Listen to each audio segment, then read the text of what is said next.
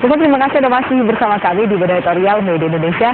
Bang Eman, langsung kita akan membahas mengenai simpati negara pada korupsi. Nah, saya membahas dari judulnya dulu saja ya.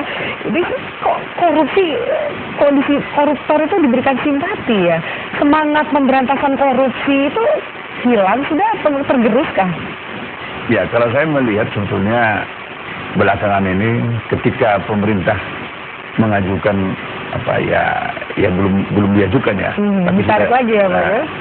Rancangan undang-undang tipikor ini memang tidak bisa disalahkan ketika orang berpendapat memang pemerintah terkesan mau melucuti gitu, melemahkan KPK ini.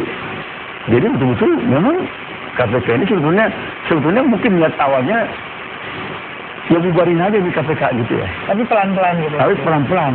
Jadi ini ibarat macan atau singanya masih ada, tapi gigi taringnya sudah kuku-kukunya sudah ya singa-singaan gitu. Ya macam-macanan aja. Nggak bikin takut dong ya. Nggak bikin takut. Nah, ini kan terlihat ketika kalau kita simak dari materi revisi rancangan undang-undang ini adalah katakanlah ketika di situ sudah dihapuskan hukuman mati gitu. Nah, sebetulnya kan katanya bertentangan dengan Konvensi PBB, hak asasi manusia gitu Bang. Tetapi kan jangan lupa korupsi ini kan sudah menjadi kejahatan luar biasa gitu ya. Karena kejahatan luar biasa memang tidak bisa didekati dengan yang biasa-biasa.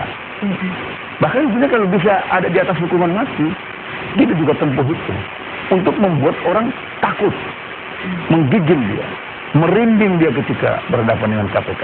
Karena ujungnya hukuman mati, atau bahkan masih ada nggak yang dibikin hukuman mati. Itu efek takut bagi mereka yang belum berbuat atau mau mencoba-coba, dan efek jerak atau kapok buat mereka yang pernah melakukan itu. Ya. Tetapi ketika materi rancangan ini digulirkan oleh pemerintah ini, kita kelihatannya pemerintah kelihatannya ya coba-coba dulu nih, coba. Nah, ketika ditentang buru-buru tarik ini. Mungkin niatnya sebenarnya gimana sih ini? KPK ini bubarin aja. Karena menakutkan mereka juga sih. Oh, deg-degan juga ternyata ya. Kalau yang membentuk KPK karena gini nih, KPK ini akan menjerat semua orang nih sebetulnya kan. Jangan-jangan yang berkuasa sekarang ini karena dia tahu 2014 udah berakhir, ini kita lucutin nih. Pas giliran kita 2014 selesai ini, KPK ini sudah makan ompong gitu ya. Jadi kita pun berleha-leha untuk menikmati hasil korupsi kita.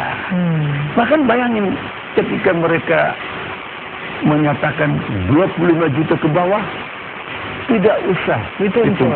Kalau mengembalikan, dan apalagi katanya kalau digunakan untuk kepentingan sakit ya. Sakit atau biaya sekolah jika bisa memang dibuktikan gitu, dan juga uang yang dikembalikan, maka tidak akan bisa dituntut. Kok seakan-akan negara ini jadi tempat ini ya Bang, ambil uang kredit gitu. Dan gini dong Mbak Atia, kenapa mereka tidak sadar perbuatan korupsi itu dimulai dari yang kecil.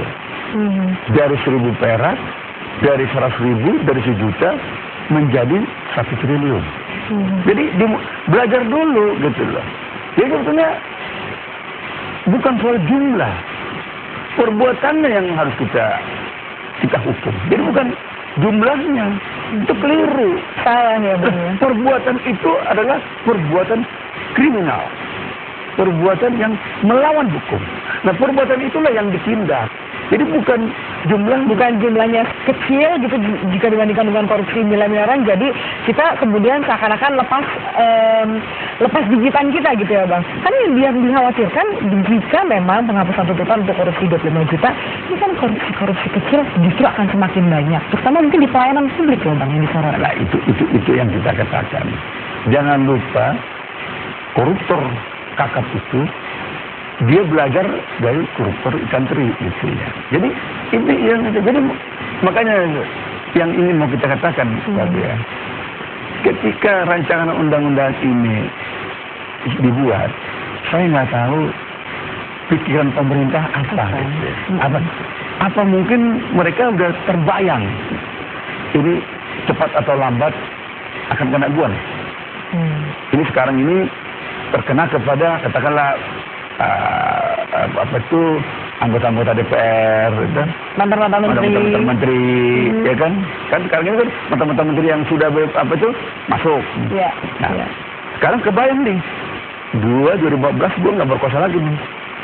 Salah-salah pemerintahannya akan datang, jujur balik sekali nih. Udah buru-buru dah, nih kan. Buru-buru nih, saya lucutin dulu nih KPK ini. Karena terus terang ya, Mbak Afi ya, kalau dari hasil survei dari apa itu transparansi ya, jadi dia bilang indeks apa itu persepsi korupsi kita ini kan dari tahun 2004 itu kan sekitar 2, 10 terbaik, 0 terjelek kan gitu kan. Kita hanya dapat 2 2004 dan 2010 kemarin hanya 2,8. Mencapai 1 aja kita nggak sanggup gitu ya. Jadi posisi koruptor kita ini memang masih posisi buruk. Nah, dalam posisi buruk itu tiba-tiba kita mau revisi undang-undang tipikor. Dan ketika revisi itu sebetulnya untuk perkuatan, itu ini juga justru melemahkan. Nah, itu juga yang dikatakan oleh Pak Wibi sama Triante, kalau boleh saya kutip, dia mengatakan adanya rencana revisi Undang-Undang Tipikor ini adalah usaha pelemahan pemberantasan korupsi tapi secara samar-samar.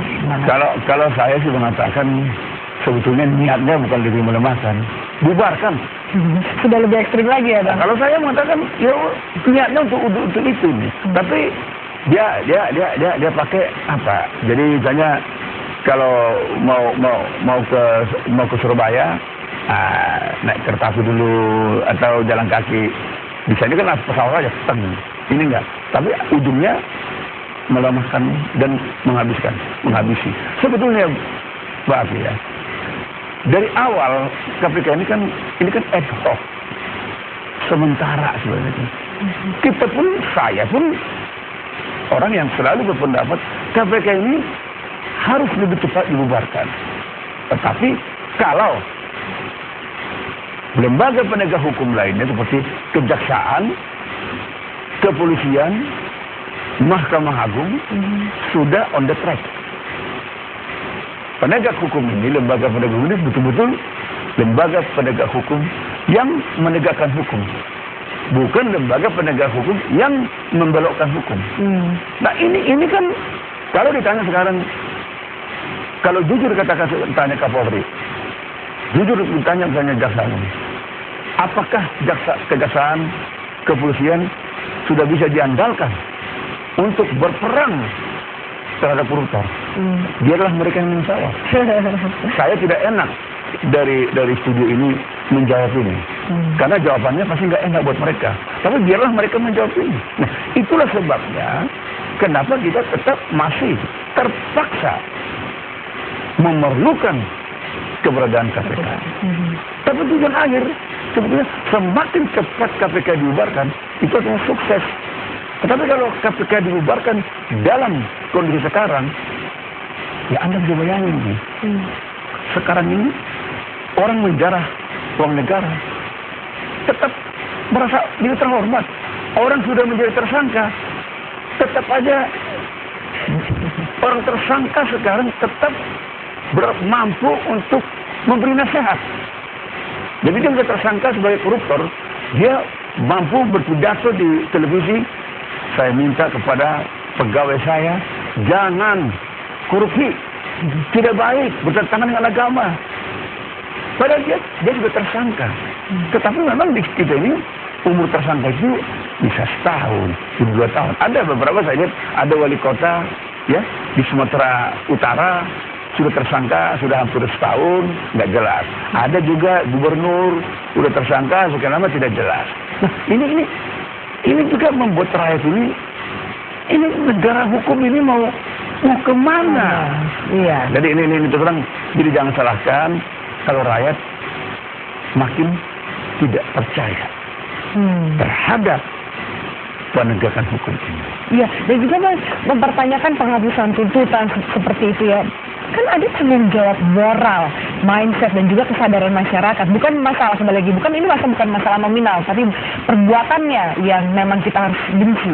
Karena mereka kan tidak merasa ini kan menganggap ini duit dia nih. Ini bukan duit rakyat, itu makanya rakyat marah. Yang menjarah siapa? Ya mereka itu. Ya aku udah mau itu. Tetapi itu yang kita heran, kan katanya presiden ini dulu 2015 katakan saya akan berantas korupsi dengan pedang. Saya akan pimpin langsung. Kok ada rancangan undang-undang kayak begini nyaris lolos. Untung tidak lolos. Nyaris lolos melemahkan KPK. Nah ini apa gitu? Apakah masih sejalan kan dengan pernyataan, dengan perbuatan, dengan tindakan? Nah ini kan dari tontonan, ini tontonan orang loh. Jadi jangan lupa, rakyat sekarang, oh gitu toh. Nah, lain di bibir, lain di hati. Iya, itu dia. Lain di bibir, lain di hati. Wah, itu juga korupsi kata-kata sendiri itu. Makanya kan memang lidah tak bertulang. Baik, Pak Eman, nanti kita akan melanjutkan mengenai pembahasan ini. Dan kita juga akan dengar pendapat dari pemirsa. Silakan berpartisipasi, silakan pesan ke 021583022. Kami akan segera kembali saat lagi.